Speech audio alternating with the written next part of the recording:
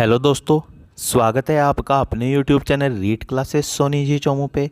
दोस्तों, आज हम थर्ड ग्रेड के लिए टेस्ट सीरीज स्टार्ट करने जा रहे हैं, जिसमें हमारा सबसे पहला टॉपिक होगा उत्तक।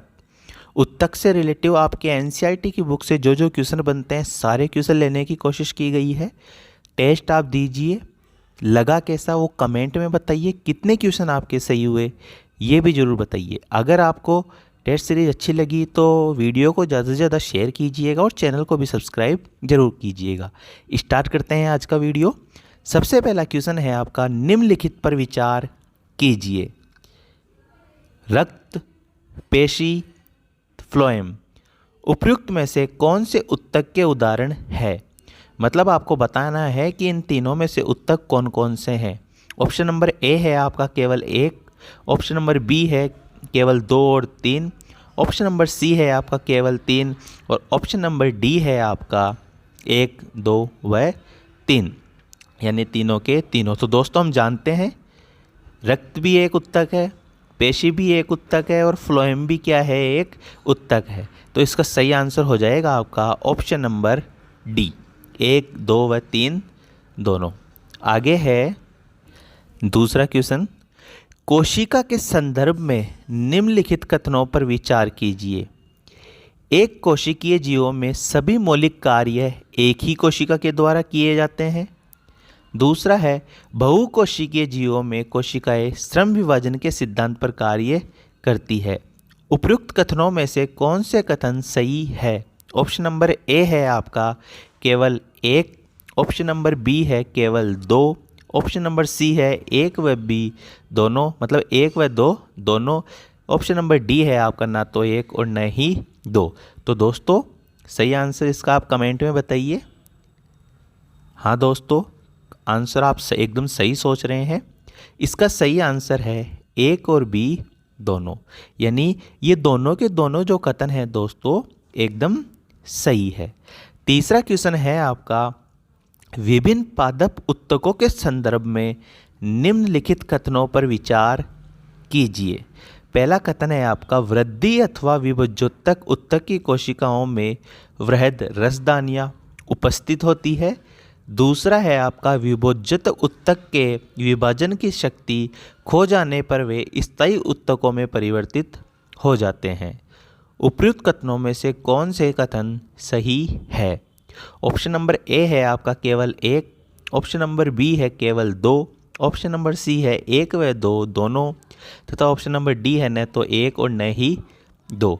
दोस्तों, इसका आंसर आप जरूर बताइएगा कमेंट सेशन में। बहुत अच्छा क्वेश्चन है, सही सोच रहे हैं दोस्तों आप। इसका आंसर होगा आपका केवल बी। क्यों होगा? क्योंकि दोस्तों, जो आपकी विभज्य उत्तक की कोशिकाएं हैं उनमें रसदानियाँ उपस्थित नहीं होती है, और यहाँ क्या लिखा हुआ है, उपस्थित होती है। तो ऑप्शन नंबर ए तो यहाँ से हट गया। ठीक है, तो ऑप्शन नंबर कौन सा बचा आपका? केवल 2। ठीक है, स्टार्ट करते हैं चौथा क्वेश्चन। चौथा क्वेश्चन है आपका, पौधे के तनों की परिधि में वृद्धि निम्नलिखित में से किसके कारण होती है? तने की परिधि में वृद्धि पूछ रहा है। पहला है शीर्षस्थ विभज्योतक, दूसरा है पार्श्व विभज्योतक, तीसरा है अंतर्विष्ट विभज्योतक, चौथा है इनमें से कोई कारण नहीं है। तो दोस्तों, सही आंसर आपने सोच लिया होगा। यहाँ पर बात कर रहे हैं तने की परिधि में, यानी मोटाई में वृद्धि। और मोटाई में वृद्धि किस उत्तक के कारण होती है? आपके पार्श्व विभज्यो उत्तक के कारण। किसके कारण? पार्श्व विभज्यो उत्तक के कारण। दोस्तों, अगर आपको क्वेश्चन पसंद आ रहे हैं तो चैनल को सब्सक्राइब जरूर कर लीजिएगा। पांचवा क्वेश्चन है आपका, पादपों के स्थायी उत्तक के संदर्भ में निम्नलिखित कथनों पर विचार कीजिए। पहला कथन है आपका, सरल स्थायी उत्तक एक ही प्रकार की कोशिकाओं से मिलकर बने होते हैं। दूसरा है, जटिल स्थायी उत्तकों का निर्माण एक से अधिक प्रकार की कोशिकाओं के मिलने से होता है। उपयुक्त कथनों में से कौन से कथन सही है? ए है केवल 1, बी है केवल 2, सी है 1 और 2 दोनों, डी ऑप्शन है आपका न तो 1 और न ही 2। तो दोस्तों, आप बिल्कुल सही सोच रहे हैं। इसका सही आंसर हो जाएगा सी, 1 व 2 दोनों आपके सही है। 1 व 2 दोनों आपके सही है, क्योंकि सरल स्थायी उत्तक जो होते हैं एक ही प्रकार की कोशिकाओं से मिलकर बने होते हैं, और जो जटिल स्थायी उत्तक होते हैं आपके एक से अधिक प्रकार की कोशिकाओं से मिलकर बने होते हैं। अगला क्वेश्चन है आपका क्वेश्चन नंबर 6। निम्नलिखित पर विचार कीजिए।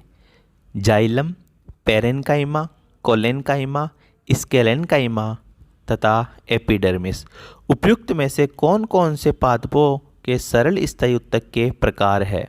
ऑप्शन नंबर ए है 1, 2 व 3, बी है केवल 1, 2, 3 व 4, सी है केवल 2, 3, 4 व 5, और डी है सभी के सभी यानी 1, 2, 3, 4 व 5। दोस्तों बहुत अच्छा क्वेश्चन है, आंसर भी आपने सोच लिया होगा, शायद एकदम सही सोचा होगा। तो दोस्तों पूछ रहा है इसमें पादपों के सरल स्थायी उत्तक के प्रकार। तो आप जानते हो जाइलम और फ्लोएम तो क्या होते हैं भाई, जटिल स्थायी उत्तक। तो आप जाइलम को हटा दो, बाकी आपका ऑप्शन में कौन सा बच रहा है? 2, 3, 4 और 5। तो ऑप्शन नंबर सी आपका एकदम सही हो जाएगा। अच्छा करता हूँ क्वेश्चन आपको बहुत अच्छा लगा होगा ये। आगे है आपका क्वेश्चन नंबर 7। पेरेन्काइमा के संदर्भ में निम्नलिखित कथनों पर विचार कीजिए। पेरेन्काइमा उत्तक भोजन का भंडारण करते हैं। दूसरा है क्लोरेन्काइमा उत्तक पौधों को तैरने के लिए उत्प्लावन बल प्रदान करते हैं। तीसरा है एरेन्काइमा उत्तक प्रकाश संश्लेषण के लिए उत्तरदायी उत्तक है। उपयुक्त कथनों में से कौन से सही नहीं है? ए ऑप्शन है आपका केवल 1, बी ऑप्शन है 1 व 3, सी ऑप्शन है आपका 2 व 3, डी ऑप्शन है 1, 2 व 3। तो दोस्तों सोच समझकर इसका आंसर दीजिएगा आप कमेंट सेशन में। इसका शायद आपने आंसर दे दिया होगा। आप ध्यान रखना यहाँ पर एक चीज़ पूछ रहा है, उपयुक्त कथनों में से कौन सा सही नहीं है। सही है नहीं पूछा, सही नहीं है पूछा। तो दोस्तों यहाँ पे ऑप्शन नंबर 1 जो ये है आपका कथन वो एकदम सही है, लेकिन जो 2 व 3 है वो उल्टे लिखे हुए हैं। 2 व 3 उल्टे, क्योंकि एरेन्काइमा तो तैरने में सहायक होता है, और क्लोरेन्काइमा क्या है इसके प्रकाश संश्लेषण के लिए उत्तरदायी। तो यहाँ पे ऑप्शन नंबर सी केवल 2 व 3 जो आपका आंसर है वो सही है। ठीक है, तो सी ऑप्शन यहाँ पर सही हो गया, क्योंकि कथन 2 व 3 गलत है। आगे है आपका क्वेश्चन नंबर 8। पौधों में सरल स्थायी उत्तक के संदर्भ में निम्नलिखित कथनों पर विचार कीजिए। पहला कथन है आपका पौधों में लचीलापन स्केलेन्काइमा के कारण आता है। सेकंड ऑप्शन कोलेन्काइमा पौधों की कठोरता के लिए उत्तरदायी उत्तक है। उपयुक्त कथनों में से कौन से सही है?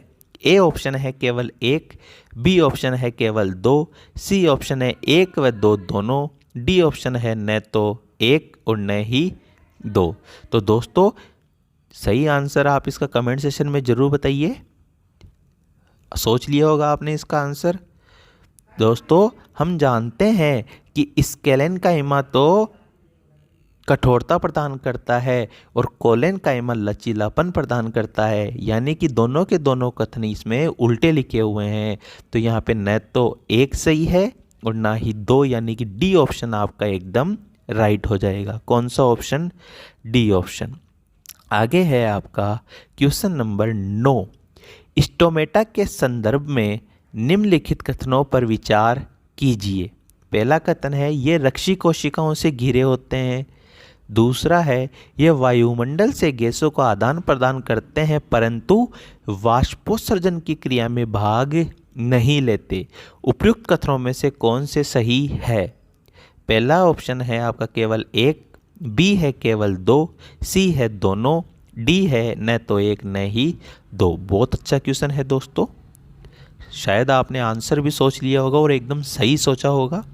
तो दोस्तों इसका आंसर मैं बताता हूँ आपको। जो आपका स्टोमेटा है उसके संदर्भ में ये पहला जो कथन है दोस्तों वो तो एकदम सही है, क्योंकि ये रक्षी कोशिकाओं से घिरे होते हैं। दूसरा जो है आपका ये वायुमंडल के गैसों का आदान प्रदान करते हैं परंतु वाष्पोत्सर्जन क्रिया में भाग नहीं लेते। तो दोस्तों यहाँ पे नहीं एकदम गलत हो गया, क्योंकि ये भाग लेते हैं। तो यहाँ पे सही आंसर हो जाएगा आपका केवल 1। कौन सा सही हो जाएगा आपका? केवल 1। आगे है आपका क्वेश्चन नंबर 10। क्वेश्चन नंबर 10 है, निम्नलिखित विशेषताओं पर विचार कीजिए। ये पौधे की बाह्य सतह पर प्राय एक मोम जैसी जल प्रतिरोधी परत बनाती है। दूसरा है, यह पौधे की सबसे बाहरी परत है। तीसरा है, यह पौधे के सभी भागों की रक्षा करती है। उपयुक्त विशेषताएं निम्नलिखित में से किस कोशिका समूह की है? पहला है स्केलेनकाइमा, दूसरा है एपिडर्मिस, तीसरा है पेरेनकाइमा और डी है इनमें से कोई नहीं। तो दोस्तों बहुत अच्छा क्वेश्चन है ये, आराम से आप सोच समझ के इसका आंसर दीजिएगा। इसका सही आंसर आपको मैं बता देता हूँ दोस्तों। ये जो सभी की सभी विशेषताएं हैं वो किसकी है? एपिडर्मिस की है। किसकी है? एपिडर्मिस की। आगे है क्वेश्चन नंबर 11। क्वेश्चन नंबर 11 है दोस्तों, पौधे और वृक्षों के संदर्भ में निम्नलिखित कथनों पर विचार कीजिए। पहला कथन है आपका, जड़ की एपिडर्मल कोशिकाएं पानी को सोखने का कार्य करती है। दूसरा है, वृक्षों की छाल हवा एवं पानी के लिए अभेद्य होती है। उपयुक्त कथनों में से कौन से सही है? ए है केवल 1, बी है केवल 2, सी है 1 व 2 दोनों और डी है न तो 1 न ही 2। तो दोस्तों इसका आंसर आप कमेंट सेक्शन में ज़रूर दीजिएगा। सही आंसर मैं आपको बता देता हूँ, सी इसका एकदम सही आंसर हो जाएगा। क्यों? क्योंकि जड़ों की जो एपिडर्मल कोशिकाएं होती है वो पानी को सोखने का कार्य करती है, बिल्कुल सही है। और वृक्ष की जो छाल है वो हवा और पानी के बीच में क्या करती है भाई? अभेद्य पैदा करती है, आपको पता है। तो सी 1 व 2 दोनों सही है, एकदम सही आंसर हो जाएगा आपका। आगे है आपका क्वेश्चन नंबर 12।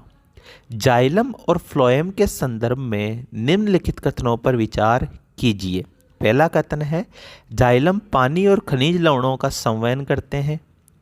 दूसरा है, फ्लोएम पत्तियों से भोजन को पौधे के विभिन्न भागों तक पहुंचाता है। तीसरा है, जाइलम तथा फ्लोएम के विपरीत पदार्थों को कोशिकाओं में दोनों दिशाओं में गति करा सकते हैं। उपयुक्त कथनों में से कौन से कथन सही नहीं है? ए ऑप्शन है 1 और 2, बी है 2 व 3, सी है 3 और डी है 1 व 3। तो दोस्तों आंसर आपने सोच लिया होगा।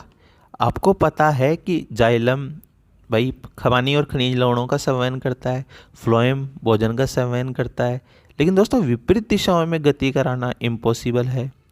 ठीक है, तो कौन सा सही नहीं है अपन को पूछा है, तो केवल 3 इसका आंसर सही नहीं है, यानी सी ऑप्शन एकदम आपका राइट हो जाएगा।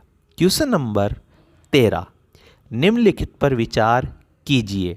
पहला है एपिथेलियम, सेकंड है पेशीय उत्तक, थर्ड है संयोजी उत्तक और फोर्थ है तंत्रिका उत्तक। उपयुक्त उत्तकों में से कौन कौन से उत्तकों के प्रकार है? ए है 1 व 2, बी है 1, 2 व 3, सी है 2 व 4, 1, 2, 3 व 4 आपका डी ऑप्शन है। तो आप तो दोस्तों इसमें जंतु उत्तकों के प्रकार बताने हैं। आंसर आपने सोच लिया होगा। तो आपको पता है दोस्तों, तंत्रिका उत्तक, संयोजी उत्तक, पेशी उत्तक, एपिथेलियम जो आपका उपकला उत्तक होता है, ये सभी के सभी जंतु उत्तक है। तो इसका सही आंसर क्या हो जाएगा आपका? 1, 2, 3 व 4 यानी डी ऑप्शन। डी ऑप्शन आपका इसका एकदम सही हो जाएगा दोस्तों अगर आपको क्वेश्चन अच्छे लग रहे हैं तो चैनल को सब्सक्राइब जरूर कीजिएगा, वीडियो को ज़्यादा से ज़्यादा लोगों तक शेयर कीजिएगा। क्वेश्चन नंबर 14, विभिन्न जंतु उत्तकों के संदर्भ में निम्नलिखित कथनों पर विचार कीजिए। पहला है आपका एपिथेलियमी उत्तक जंतु उत्तकों के शरीर को ढांचों या बाह्य रक्षा प्रदान करने का कार्य करते हैं। सेकंड है संयोजी उत्तक की कोशिकाएं आपस में जुड़ी रहती है। थर्ड है पेशीय उत्तक लंबी कोशिकाओं का बना होता है। फोर्थ है तंत्रिका उत्तक न्यूरॉन का बना होता है। ए ऑप्शन है आपका 1 व 2, 3 तीनों सही है। बी ऑप्शन है 2, 3 व 4 सही है। सी ऑप्शन है 1 और 4 सही है। डी ऑप्शन है 1, 2, 3 व 4 सही है। तो दोस्तों ये जो आपके कथन है चारों के चारों एकदम राइट है। ठीक है, तो डी ऑप्शन इसका सही आंसर हो जाएगा 1, 2, 3 व 4। लास्ट क्वेश्चन आज का, क्वेश्चन नंबर 15। रक्त के संदर्भ में निम्नलिखित कथनों पर विचार कीजिए। पहला है कथन, रक्त एक संयोजी ऊतक है। सेकंड है, लाल रुधिर कोशिकाएं श्वेत रक्त कोशिकाएं तथा प्लेटलेट्स को संयुक्त रूप से प्लाज्मा कहते हैं। थर्ड है, प्लाज्मा में प्रोटीन, नमक तथा हार्मोन उपस्थित होते हैं। उपयुक्त कथनों में से कौन से कथन सही है? ए है केवल 1 व 2, बी है 1 व 3, सी है केवल 2 और डी है 1, 2 व 3। तो दोस्तों रक्त एक संयोजी ऊतक है, आपको पता है, कोई दिक्कत नहीं है इसमें। प्लाज्मा में प्रोटीन, नमक तथा हार्मोन उपस्थित होते हैं, ये भी सही है। लाल रुधिर कणिकाएं श्वेत रक्त कोशिकाएं तथा प्लेटलेट्स को संयुक्त रूप से प्लाज्मा नहीं कहा जाता, रक्त कहा जाता है, क्योंकि रक्त में ये सभी पाए जाते हैं। प्लाज्मा तो तरल भाग है, आरबीसी, डब्ल्यूबीसी, ये तो कणिका के रूप में पाए जाते हैं। तो ये कथन आपका गलत है। तो प्रश्न में आपको पूछा है कौन सा कथन सही है, तो 1 व 3 सही है दोस्तों, यानी बी ऑप्शन आपका एकदम राइट हो जाएगा। दोस्तों 15 क्वेश्चन में से आपके कितने सही हुए कमेंट सेशन में ज़रूर बताइएगा, और टेस्ट सीरीज कैसी लगी वो भी आप ज़रूर बताइएगा। नेक्स्ट वीडियो किस टॉपिक के ऊपर चाहिए ज़रूर मुझसे शेयर कीजिएगा, मैं उसी टॉपिक पे आपका वीडियो बना दूंगा। तब तक के लिए जय हिंद, जय भारत, राम राम सा।